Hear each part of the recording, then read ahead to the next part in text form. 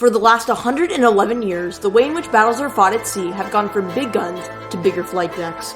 New engineering has led to the navies of the world to design and innovate. How do you get a 40,000-pound plane into the air with only 300 feet of space, let alone land a jet at 150 miles per hour with only 500 feet?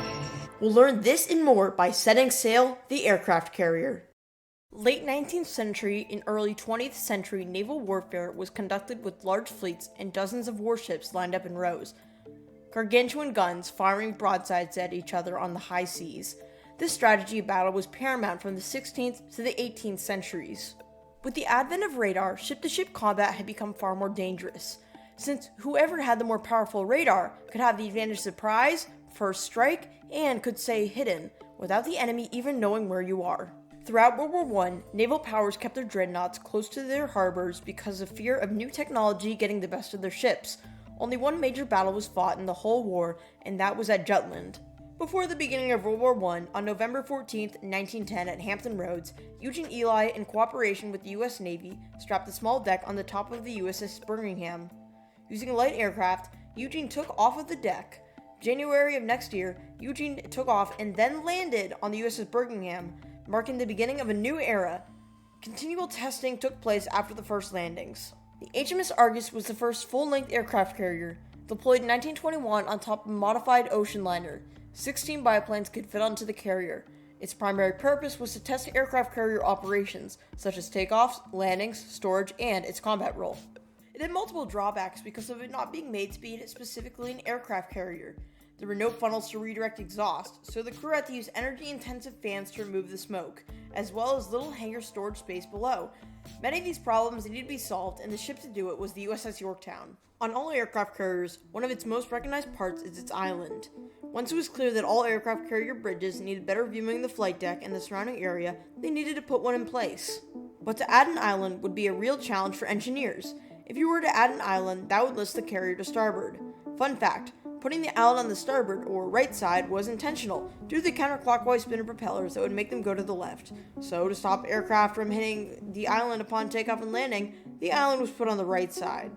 They decided to move all aircraft and munitions to the port side, but that left a lot of empty space that crew members would eventually fill up with munitions due to the lack of space, so the list would return. The Navy finally realized that they would make the ship several feet wider. The majority of biplanes in the HMS Argus were able to stop without the help of outside forces, but as new aircraft became larger and faster, they were not all able to stop on the short length of the flight deck. A system for bringing these aircraft to a stop needed to be developed. First implemented upon the USS Hornet, the landing aircraft snares one of 4 wires on the aft of the deck. Below, the pull of the wire pushes a ram into a cylinder filled with a fluid. As the ram continues down, the fluid only has a small tube to escape through, slowing down the ram and the wire above. The aircraft quickly stops. Should the aircraft not stop in time, 2 metal wires were set up near the end of the deck to catch the wheels of the plane. This normally would wreck the plane and severely wound the pilot. This is better than the alternative result of the landing plane crashing into all the other parked ones. This brings us to our next topic that would plague the aircraft carriers for the next 20 years. So you see, back at the end of World War I, the Washington Naval Treaty was signed. This treaty was meant to limit all military ships to a certain tonnage, so large-scale militarization would not occur in the future. This also limited aircraft carriers into the interwar period from 1918 to 1939. All military ships could not exceed 27,000 tons in weight, so when the admirals wanted more planes than the carriers, there was not enough room to store them. So they decided to try and make all the wings for the aircraft fold. This is a very smart move, and it partially fixed the problem. But it still was not enough, so the flight deck took the aircraft. It was a very long time until this problem could be solved, but we'll get back to that later. Aircraft carriers can't work alone. Because of their large size, they needed to have escorts to thwart enemy ships and aircraft. Many of these ships work in task forces, patrol waters, and can be called to action at any time. An average World War II task force had 15 aircraft carriers, 6 to 8 battleships, a dozen cruisers, and sometimes even up to 75 destroyers, not to mention all the oilers and supply ships needed to feed these task forces. Many of these types of task forces were deployed to Okinawa and the Philippine Sea. Soon, the jet age swept the world. The Navy made it clear that they wanted jets on their ships, but unlike the much more heavy and incredibly complex jet aircraft, piston aircraft could take off on their own power. But jets, on the other hand, could not. So the British came up with the first steam catapult to launch aircraft. The USS Hancock was the first to launch a jet using a steam catapult. Below deck, massive cylinders build up steam. A shuttle on the top is attached to the front of the aircraft with a bridle, a thick wire that would pull the aircraft along with the shuttle. At the end of the flight deck is a bridle catcher used to stop them from flying into the ocean. Once the steam is released, the shuttle is propelled at an incredible speed, getting air under the wings and launching the aircraft. Nowadays, carrier aircraft use a launch bar at the nose wheel that catches the shuttle and carries it forwards. Remember how I mentioned that there would be a solution for the parked aircraft? Well, here we are. The HMS Ark Royal was the first aircraft carrier to have an angled flight deck. The deck is angled several degrees to the left. This is the aircraft's landing zone. The U.S. tested the angled flight decks on the USS Antietam. The U.S. Navy, seeing how effective the angled flight deck was, decided that every carrier after it needed to have an angled flight deck.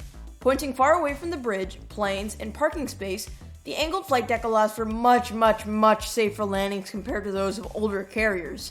The angled flight deck also allows pilots to go around if they miss a wire. The USS Foristell was the first class of supercarriers. It could accommodate up to 85 aircraft and had a displacement of 60,000 tons. They were 25% larger than the previous World War II era Midway class. It incorporated an armored flight deck and for protection from bombs and ships.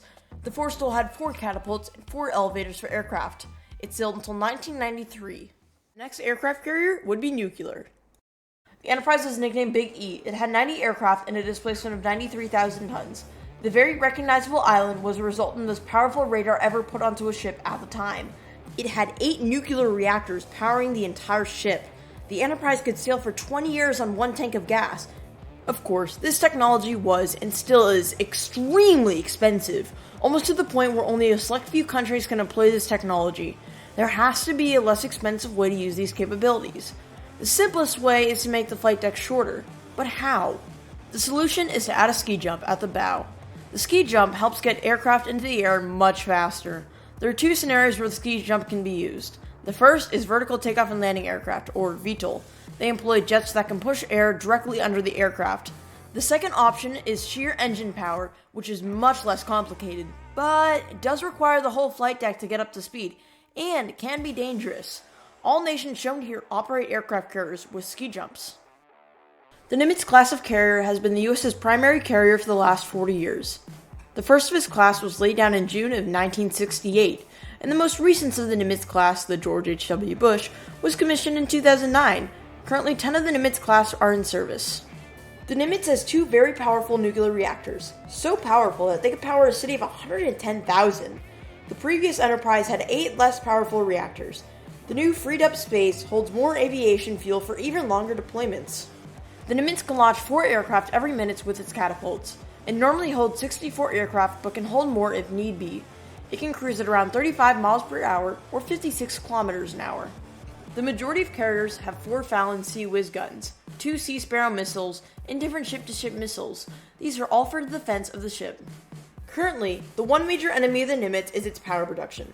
Nimitz carriers were designed in the late 60s. No one could have imagined the amount of energy modern carriers and carrier systems would need. With every overhaul, more and more energy is being used. That is why the Nimitz-class carriers can't be fitted with more effective and efficient modern systems. The mission statement of the U.S. Navy for their aircraft carriers is as follows. Quote, aircraft carriers support and operate aircraft that engage in attacks on airborne, afloat, and ashore targets, that threaten the free use of the sea and engage in sustained power projection operations in support of U.S. and coalition forces. End quote. The political and physical power of an aircraft carrier is only matched by the atomic bomb. Aircraft carriers allow for a nation to exercise air superiority upon any nation in the world in a matter of days. Before, a nation's striking power in the high seas was limited to the size of its guns, but now they're only limited to the range of its fighters. You can think of a carrier task force as a chessboard. The destroyers, oilers, and cruisers are knights and pawns. The carrier is the king and must always be protected. Aircraft carriers today are used extensively for power projection, defending the sovereignty of nations. With more and more conflicts brewing all around the world in the 21st century, there is one thing for certain, that the aircraft carrier will remain the most important piece in navies all around the world.